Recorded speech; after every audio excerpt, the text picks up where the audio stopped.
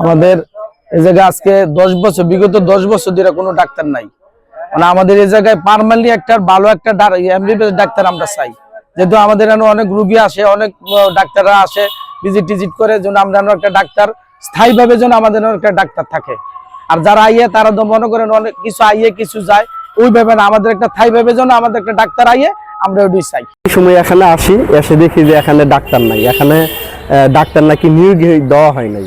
অনেক বছর ধরে এখানে কোনো ডাক্তার বসে না। আমরা চাই যেন ডাক্তার অতি দ্রুত এখানে একজন ডাক্তার দেওয়া হয়।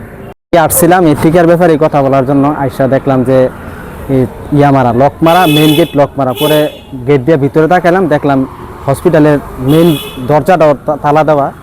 পাশে একজন ছিল, ওনাকে বললাম যে হসপিটাল কি একটাই বন্ধ হয়ে যায়? পাশের দোকানটা বলতেছে প্রতিদিনই তো 1টা বাজে বন্ধ হয়ে যায়। গেটের সমস্যা, বাউন্ডারির সমস্যা এবং বাজারের অনেক ময়লা আবর্জনা এখানে না এই হাসপাতালের ভিতরে ফালায়।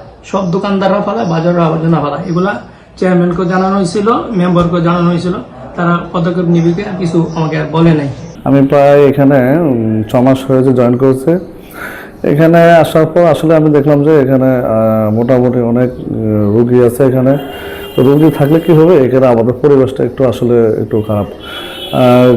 পরিবেশ খারাপ বলতে দেখা যায় আমাদের এখানে বাউন্ডারি একটু আমরা খোলা, আর ওদিক দিয়ে একটু খোলা আছে।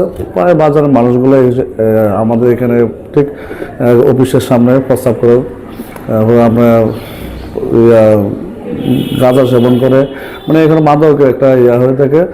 বহিরাগত মানুষগুলা ইয়ার কারণে এখানে আমাদের চিকিৎসাগুলো এখানে একটু ব্যাঘাত করতেছে। এগুলো যদি আমাদের বাউন্ডারিগুলো হতো বা এখানে যদি একটু সেফলি হতো, তাহলে আমরা কাজ করে আরও একটু উপকৃত হতাম, আরও এখানে রুগী হতো। আর আমি এখানে উপসহকারী মেডিকেল অফিসার হিসাবে আছি। যদি আমাদের এখানে আরেকজন মেডিকেল অফিসার থাকতো, তাহলে আরও এখানে ইনশাল্লাহ চিকিৎসার মান আরও বাড়তো এখানে।